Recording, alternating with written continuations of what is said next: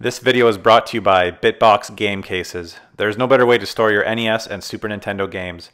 Cover art printing also available. Visit the link in the description below for more information.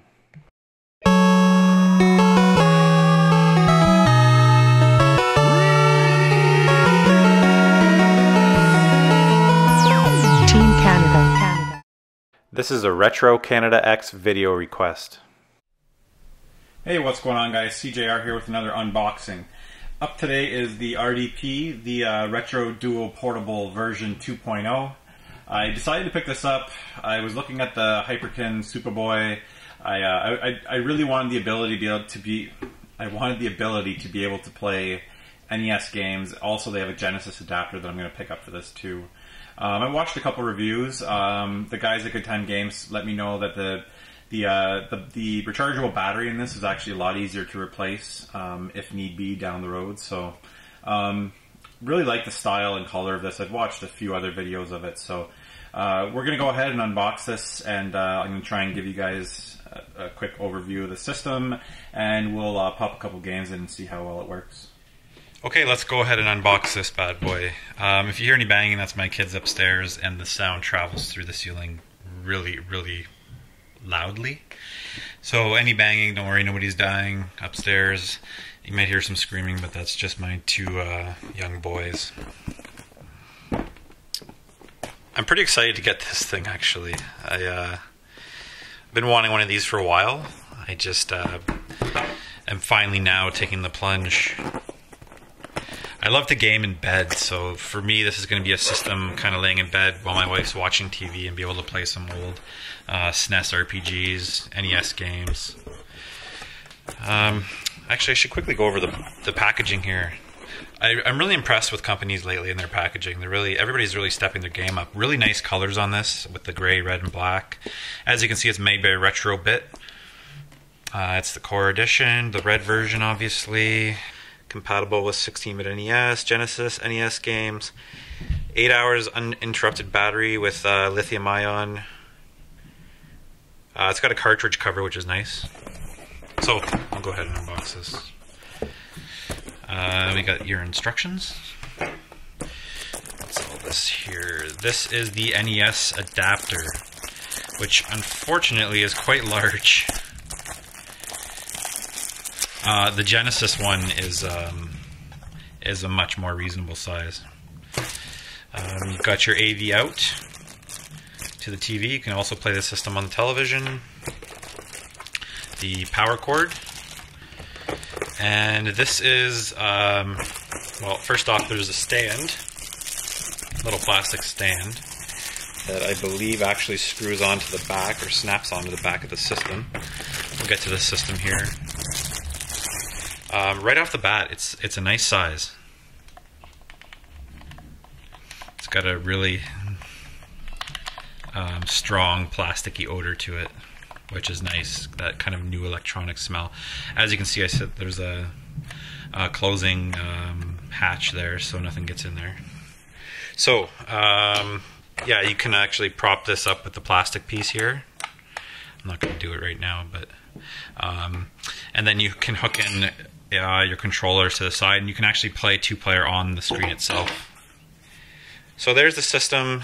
As you can see, it's got the Super Famicom button style with the colored buttons. Some are concave. These are concave and convex.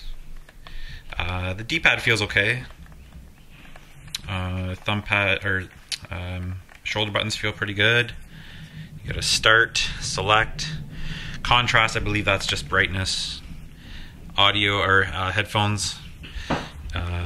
The DC, the power in, and the off switch, which are in a really terrible position. You can't actually charge it while you're playing, which is a design oversight there for sure. But other than that, it feels really good. Your volume slider there. This is the battery compartment here. It's got a nice kind of matte finish to it, which I really enjoy. Like the DSi kind of has that matte finish. It's really good for grip. So anyways, I'll pop some games in here and we'll see how they look. Okay guys, here we are. I'm going to show you guys some gameplay on the Retro Duo Portable and talk about my impressions. It's actually a month later, more like 6 weeks down the road from when you saw the unboxing. So I've had a good amount of time to mess around with the Retro Duo Portable. So I'm going to go ahead and fire up Chrono Trigger here, which I actually just picked up today through a really good trade deal. I don't know how well the sound is picking up, but that's probably my number one gripe with this system is the quality of sound. It's not great. There's a lot of distortion. I'm guessing you can probably hear that too. So the main problem is I'm not expecting these speakers to be anything fantastic, but when I plug in headphones, I do hear it's a pretty noticeable feedback, which it can be very annoying. I understand that they're not going to use crazy good speakers on this, but if I plug in the headphones, the sound should be decent. And as you can see, the screen is actually quite nice. It's by no means like a top of the line high-res screen, but it is an LCD screen, so the backlighting is pretty nice. I'm pretty happy with that.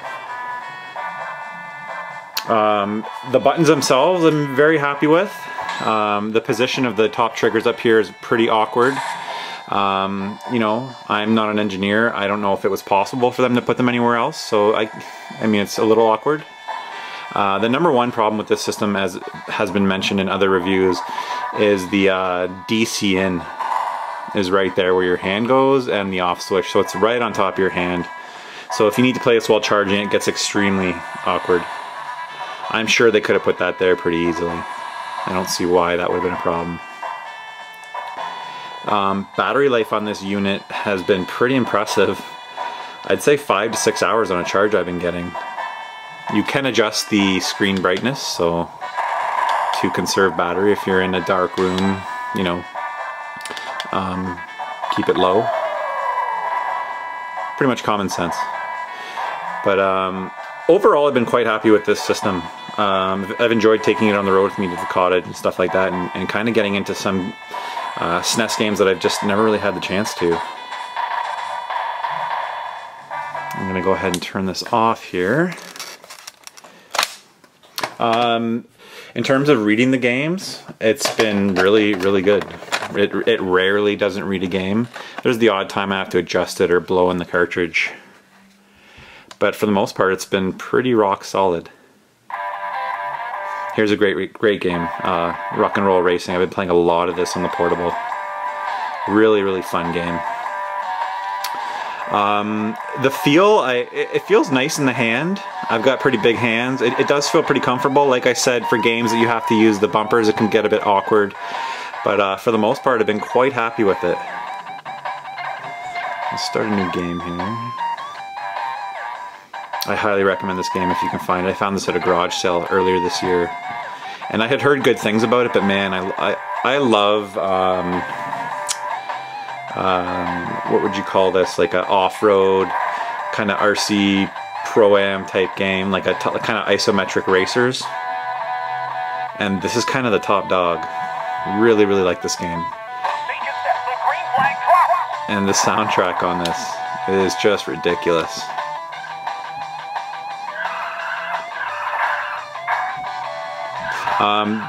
The only game I haven't really been able to get to work was Super Mario RPG. For the most part, the compatibility is actually pretty good on this thing. There's a handful of games that don't work, so...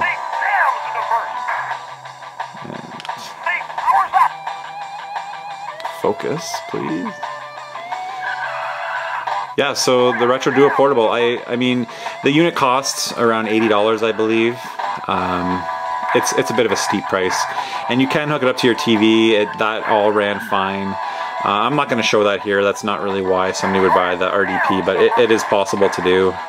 I mean, if you're at a cottage and you want to hook it up to the TV with a friend, it's actually got a 2-player adapter with it too, so you can play 2-player and hook it up to the TV, and that seemed to work pretty well. So it's going out of focus.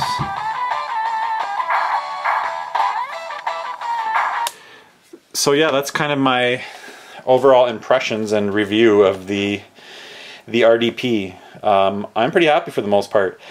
A couple design flaws, but like I said, I'm not an engineer, and I don't know, how possible it was to jam everything in there. So the only thing that really shouldn't be there is the DC in should really be in a different place. Okay, this has been an unboxing and mini review of the Retro Duo Portable. As always, like, comment, subscribe, and feel free to go check out the Retro Canada X blog in the description below.